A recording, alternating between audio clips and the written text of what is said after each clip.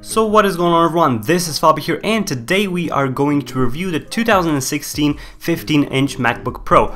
The particular model we are going to take a look at is the upgraded base model, meaning it supports a 2.6 GHz quad-core Skylake Core i7, 512GB of SSD, 16GB of RAM, and the beefiest graphics card available for the 15-inch model, which is the AMD Radeon Pro 460 4GB version.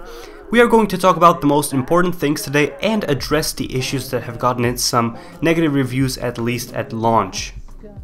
First of all, let's talk about the design. I strongly believe that this one is by far not a cause for concern. Apple's got the design right again, and not only that, they also made it lighter and smaller while still being sturdy.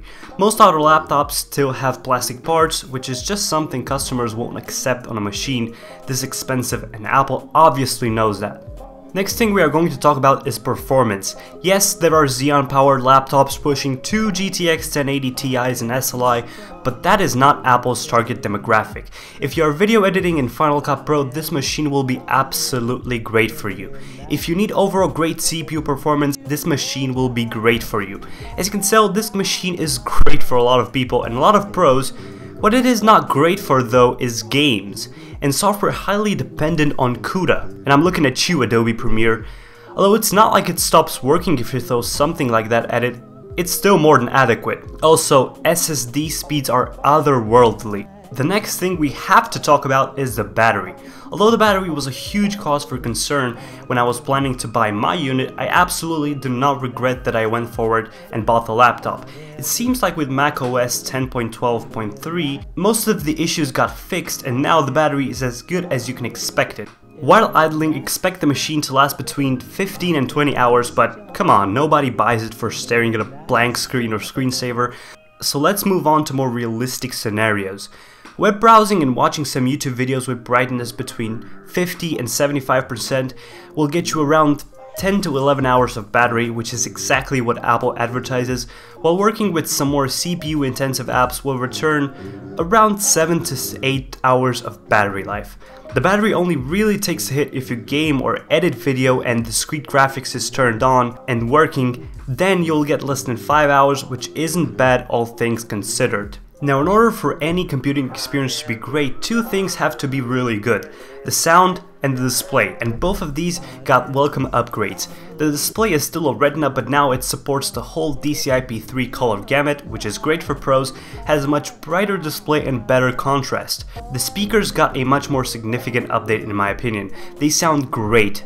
No matter how hard I try to catch it on audio recording, it's just not the same as in real life, and frankly, I recommend you guys try it out in an Apple store. They sound loud, clear, don't distort at high volume, and don't sound like the sound is coming out of a trash can. Now let's turn our attention to the new things in the MacBook Pro, and those are the Touch Bar and Touch ID. Although the Touch Bar is the highlight of this generation, I strongly believe that the Touch ID is just as important, if not even more so. Being able to secure your computer and authorize payments, accept different prompts within macOS, all with your fingerprint is great. The Touch Bar is also helpful. A lot of previously hidden shortcuts are immediately available with only one touch. It's also great for fine adjustments of volume, brightness, or sliders in apps, and for me it's not an inconvenience. The old function keys were for sure not as useful.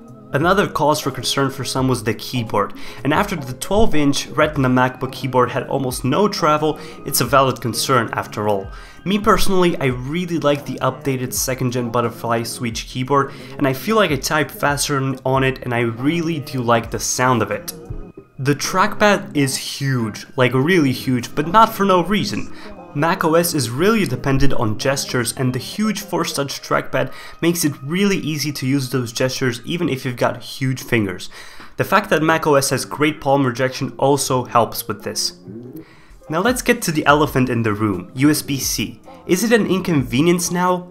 Maybe, but if you like coming home only plugging in a cable in your laptop and being ready to go, hooked up to your external display, all peripherals, and also charging, it's life-changing. I absolutely prefer this over having 10 different ports for everything, even if it's somewhat frustrating for some in 2017. In a few years it's not going to be an issue anymore. Overall, this is a great laptop, though you have to ask yourself, is it worth it for you?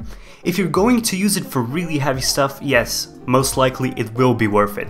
I use it for engineering software through Boot Camp on Windows or even through VMware, edit video and sometimes play a video game or two, and it's great. If you only need it for development though or web browsing, something much lighter would definitely suffice. That's it for today. Thanks for watching. Make sure to like and share this video and subscribe if you liked it. It helps me out tremendously, but peace out guys. Peace. In midnight sky, caught every star in midnight sky.